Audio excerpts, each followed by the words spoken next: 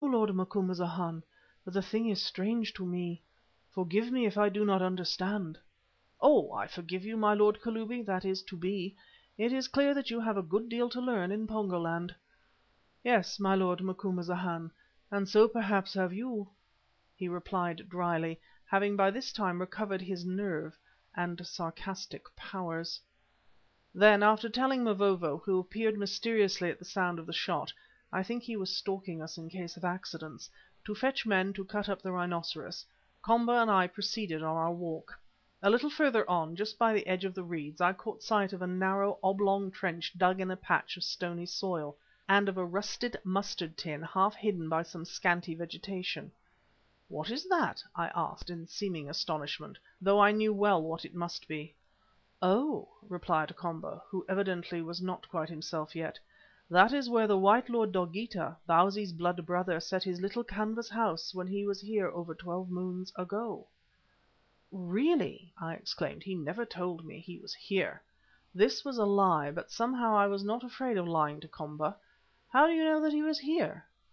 "One of our people who was fishing in the reeds saw him." "Oh, that explains it, Komba. But what an odd place for him to fish in, so far from home, and I wonder what he was fishing for.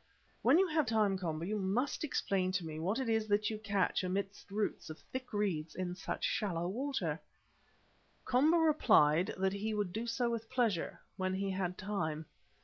Then, as though to avoid further conversation, he ran forward and, thrusting the reeds apart, showed me a great canoe, big enough to hold 30 or 40 men, which with infinite labour had been hollowed out of the trunk of a single huge tree.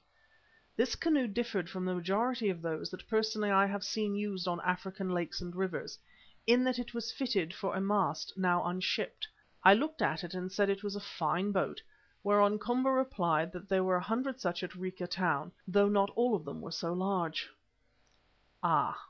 I thought to myself as we walked back to the camp, "then allowing an average of 20 to a canoe, the Pongo tribe number about 2,000 males old enough to paddle, an estimate which turned out to be singularly correct." Next morning at dawn we started with some difficulty. To begin with, in the middle of the night old Babemba came to the canvas shelter under which I was sleeping, woke me up, and in a long speech implored me not to go. He said he was convinced that the Pongo intended foul play of some sort, and that all this talk of peace was a mere trick to entrap us white men into the country, probably in order to sacrifice us to its gods for a religious reason. I answered that I quite agreed with him, but that as my companions insisted on making this journey, I could not desert them. All that I could do was to beg him to keep a sharp look out, so that he might be able to help us in case we got into trouble. "Here I will stay and watch for you, Lord Macumazahn," he answered. "But if you fall into a snare, am I able to swim through the water like a fish, or to fly through the air like a bird to free you?" After he had gone, one of the Zulu hunters arrived, a man named Ganza, a sort of lieutenant to Mavovo, and sang the same song. He said it was not right that I should go without guns to die among devils and leave him and his companions wandering alone in a strange land. I answered that I was much of the same opinion, but that Dogeetah insisted upon going and that I had no choice. "Then let us kill Dogeetah, or at any rate tie him up so that he can do no more mischief in his madness," Ganza suggested blandly, whereon I turned him out. Lastly Sammy arrived and said: "Mr. Quatermain, before you plunge into this deep well of foolishness, I beg that you will consider your responsibilities to God and man, and especially to us, your household, who are now but lost sheep far from home, and further, that you will remember that if anything disagreeable should overtake you, you are indebted to me to the extent of 2 months' wages, which will probably prove unrecoverable." I produced a little leather bag from a tin box and counted out to Sammy the wages due to him, also those for 3 months in advance. To my astonishment he began to weep. "Sir," he said, "I do not seek filthy lucre. What I mean is that I am afraid you will be killed by these Pongo. But alas! although I love you, sir, I am too great a coward to come and be killed with you, for God made me like that. I pray you not to go, Mr. Quatermain, because I repeat, I love you, sir." "I believe you do, my good fellow," I answered, "and I also am afraid of being killed, who only seem to be brave because I must. However, I hope we shall come through all right. Meanwhile I am going to give this box and all the gold in it, of which there is a great deal, into your charge, Sammy, trusting to you if anything happens to us to get it safe back to Durban if you can." "Oh, Mr. Quatermain," he exclaimed, "I am indeed honoured, especially as you know that once I was in jail for embezzlement, with extenuating circumstances, Mr. Quatermain. I tell you that although I am a coward, I will die before anyone gets his fingers into that box." "I am sure you will, Sammy, my boy," I said, "but I hope, although things look queer, that none of us will be called upon to die just yet." The morning came at last, and the six of us marched down to the canoe which had been brought round to the open waterway. Here we had to undergo a kind of customs house examination at the hands of Komba and his companions, who seemed terrified lest we should be smuggling firearms. "You know what rifles are like," I said indignantly. "Can you see any in our hands? Moreover, I gave you my word that we had none."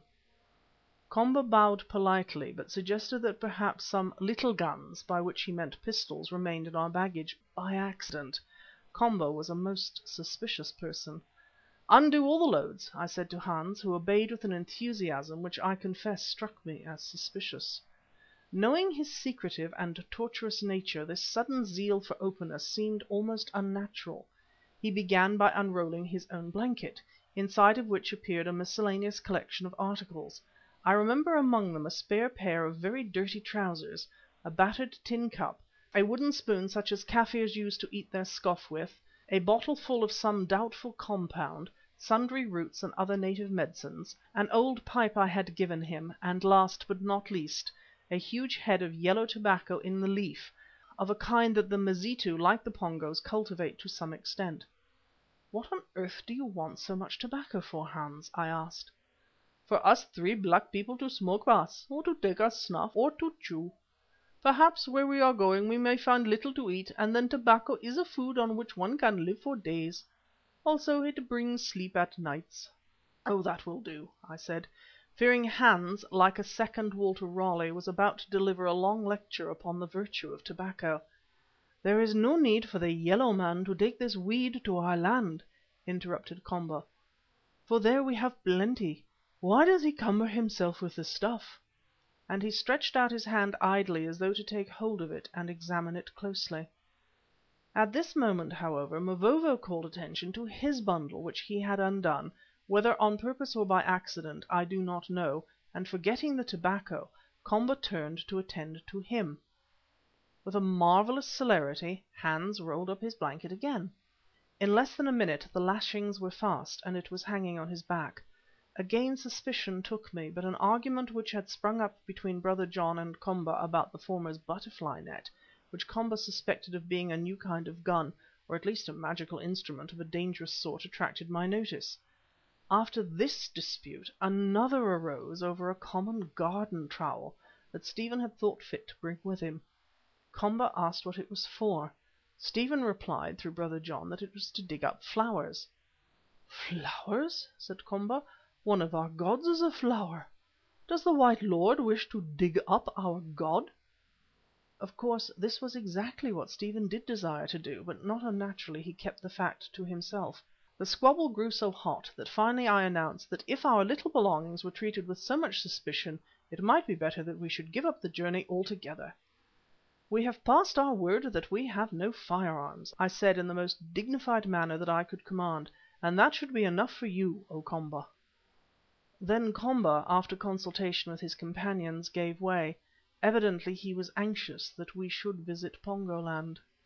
So at last we started. We three white men and our servants seated ourselves in the stern of the canoe on grass cushions that had been provided. Komba went to the bows, and his people, taking the broad paddles, rowed and pushed the boat along the waterway made by the hippopotami through the tall and matted reeds, from which ducks and other fowl rose in multitudes with a sound like thunder. A quarter of an hour or so of paddling through these weed-encumbered shallows brought us to a deep and open lake. Here, on the edge of the reeds, a tall pole that served as a mast was shipped, and a square sail, made of closely woven mats, run up. It filled with the morning off land breeze, and presently we were bowling